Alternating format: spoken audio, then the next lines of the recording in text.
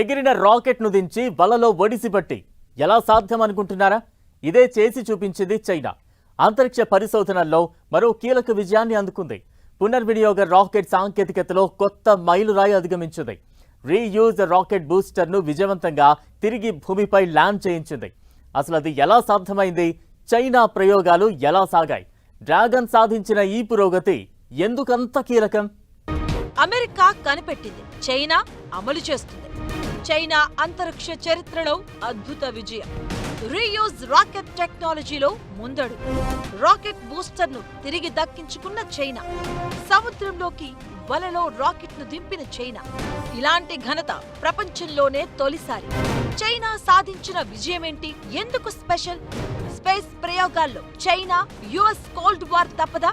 అంతరిక్ష చరిత్రలోనే చైనా చరిత్ర సృష్టించింది.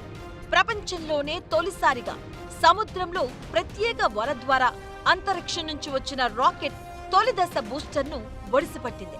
ఈ ఘనత ద్వారా పునర్వినియోగ రాకెట్ బూస్టర్ సాంకేతికతలో కొత్త అధ్యయనానికి చైనా తెరతీసింది.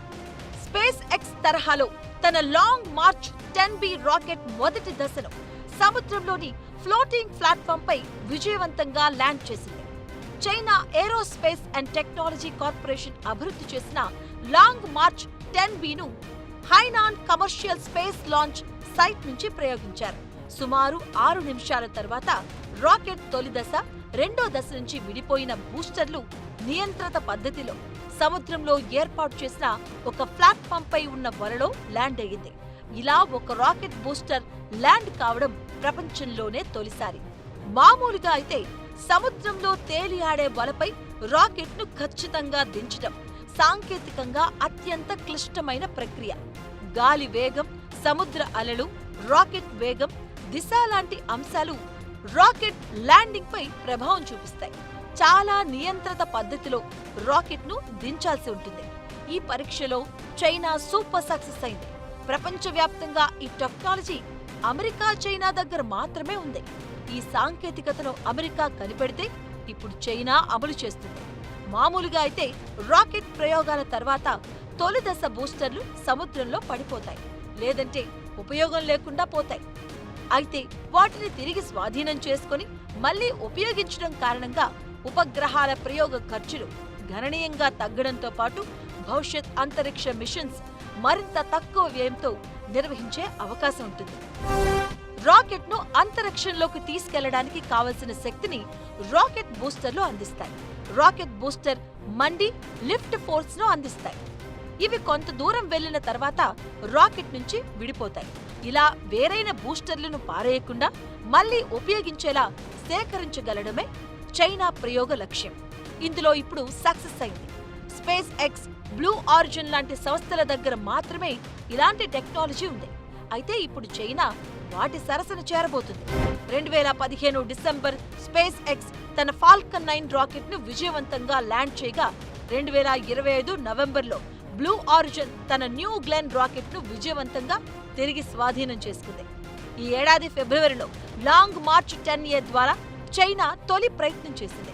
ఆ ప్రయోగంలో బూస్టర్ కంట్రోల్ గా కిందికి దిగిన రికవరీ ప్లాట్ఫామ్ సమీపంలో సముద్రంలో పడిపోయింది.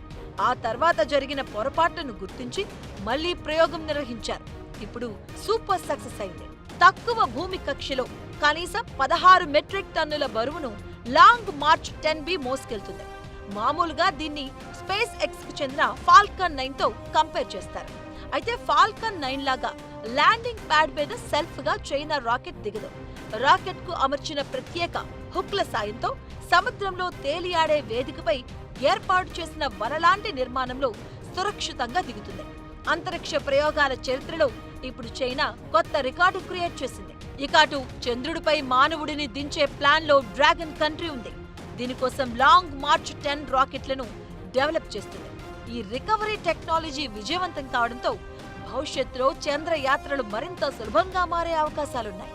అంతరిక్ష ప్రయోగాల్లో చైనా క్రియేట్ చేసిన చరిత్ర సాంకేతిక రంగాల్లో కొత్త అధ్యాయానికి తెరతీసినట్లయిందనే అభిప్రాయాలు వినిపిస్తున్నాయి. ఇప్పటివరకు అమెరికా కనిపెట్టేది, చైనా మార్కెట్ చేసేది, ప్రపంచమంతా అనుసరించేది. అయితే ఇప్పుడు డ్రాగన్ కంట్రీ సాధించిన విజయం ఈ లెక్కలన్నింటినీ సరి చేయబోతోందా? ఈ ఒక్క విజయం భవిష్యత్తు ప్రయోగాలను ఎలాంటి మలుపు తిప్పే ఛాన్స్ ఉంది? అమెరికా చైనా మధ్య ఇక కోల్డ్ వార్ ఖాయమా? అమెరికా చైనా మధ్య రాబోయే రోజుల్లో టెక్నాలజీ కోల్డ్ వార్ ఖాయమా అంటే అవును అనే సమాధానమే వినిపిస్తుంది.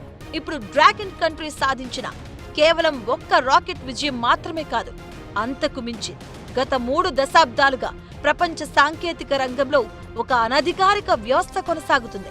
అమెరికా కొత్త ఆవిష్కరణలు చేస్తుంది, చైనా వాటిని భారీ స్థాయిలో తయారు చేస్తుంది, మిగతా ప్రపంచం వాటిని వినియోగిస్తుంది. ఇప్పుడు ఆ సమీకరణ వేగంగా మారుతుంది. ఏఐ, అధునాతన సెమీకండక్టర్లు, ఎలక్ట్రిక్ వాహనాలు, బ్యాటరీలు, వాణిజ్య అంతరిక్ష రంగం లాంటి కీలక విభాగాల్లో అమెరికాకు సమాంతరంగా సొంత ఆవిష్కరణ వ్యవస్థను నిర్మిస్తుంది చైనా. 1990 నుంచి కొనసాగుతున్న అమెరికా సాంకేతిక ఆధిపత్యాన్ని సవాలు చేసే స్థాయికి చేరుకుంటుంది. అలా అని అమెరికాను చైనా అధిగమించిందా అంటే కాదు, ఆ ప్రయత్నాల్లో మాత్రం ఉంది. ఇప్పుడు రాకెట్ ప్రయోగంతో చెప్తుంది అదే. అమెరికాకు సమానంగా ఉండేందుకు చైనా చాలా ప్రయత్నాలు చేస్తుంది. అన్ని రంగాల్లోనూ ఇదే ధోరణితో కనిపిస్తుంది. ఏఐలో పెద్ద మోడళ్లు, భారీ డేటా సెంటర్లు, లక్షల కోట్ల పెట్టుబడుల చుట్టూ అమెరికా తిరుగుతూ ఉంటే, చైనా మాత్రం తక్కువ వనరులతోనూ అత్యుత్తమ ఏఐ మోడల్స్ క్రియేట్ చేయొచ్చని డీప్ సీక్ తో ప్రూవ్ చేసింది. సెమీ కండక్టర్లు, ఈవీల్లోనూ ఇదే ధోరణిలో కనిపించింది డ్రాగన్. అమెరికా ఆంక్షలు చైనా ఏఐ అభివృద్ధిని అడ్డుకుంటాయని అనుకున్నారంతా. కట్ చేస్తే స్వదేశీ చిప్ల అభివృద్ధి వైపు చైనా వేగంగా నడిచింది. ఇక సాఫ్ట్వేర్ ఆధారిత డ్రైవింగ్ అనుభవంపై టెస్లా దృష్టి పెడితే, తక్కువ ఖర్చుతో భారీ ఉత్పత్తి, సమర్థవంతమైన తయారీ వ్యవస్థ ద్వారా ప్రపంచ మార్కెట్లో చైనా కంపెనీ BYD ఆధిపత్యం సాధిస్తుంది. ఇక అమెరికాలో టెక్ కంపెనీల విజయాన్ని మార్కెట్ విలువతో కొలుస్తారు. చైనాలో మాత్రం కంపెనీల విజయాన్ని ఎంత వేగంగా ఉత్పత్తి చేయగలవు, ఎంత తక్కువ ఖర్చుతో ప్రపంచ మార్కెట్ను చేరుకోగలవు అన్న దానితో కొలుస్తారు. బ్యాటరీలు, ఈవీలు, డ్రోన్లు, సోలార్ ప్యానెల్స్, హై స్పీడ్ రైళ్లు, రోబోటిక్స్, ఏఐ వంటి రంగాల్లో చైనా ఒకేసారి బలమైన పోటీదారుగా మారింది. అమెరికాతో ఢీ అంటుంది. ఇకటు ఒక శక్తివంతమైన అంతరిక్ష దేశంగా తమను తాను నిలబెట్టుకోవాలని కొన్నేళ్లుగా డ్రాగన్ ప్రయత్నాలు చేస్తుంది. ఇప్పుడు లాంగ్ మార్క్ 10 GB సక్సెస్ తో ఆ దిశగా కీలక అడుగు వేసింది అనడంలో ఎలాంటి అనుమానం లేదు. కరోనా తర్వాత ప్రపంచంలో ఇప్పుడు 2 శక్తివంతమైన సాంకేతిక వ్యవస్థలు ప్రపంచ భవిష్యత్తును ప్రభావితం చేస్తున్నాయి. ఎవరు అత్యుత్తమ సాంకేతికతను అభివృద్ధి చేస్తారు అనేది ఇప్పటి వరకు కీలకం. అయితే ఇప్పుడు మాత్రం ఎవరు వేగంగా తయారు చేస్తారు, తక్కువ ఖర్చుతో ప్రపంచవ్యాప్తంగా అమలు చేస్తారు అనేది నిర్ణయాత్మక అంశంగా మారుతుంది. హైనాన్ సముద్ర తీరంలో లాంగ్ మార్చ్ రాకెట్ బూస్టర్ విజయవంతంగా తిరిగి దిగడం ప్రపంచ సాంకేతిక పోటీ కొత్త దశలోకి ప్రవేశించిందన్న విషయాన్ని మరోసారి గుర్తు చేస్తుంది. గత 3 దశాబ్దాలుగా ప్రతి పెద్ద సాంకేతిక విప్లవం అమెరికా నుంచే వస్తుందని ప్రపంచం భావించింది. ఇప్పుడు ఆ అంచనా మారే అవకాశం కనిపిస్తుందన్న అభిప్రాయాలు వినిపిస్తున్నాయి.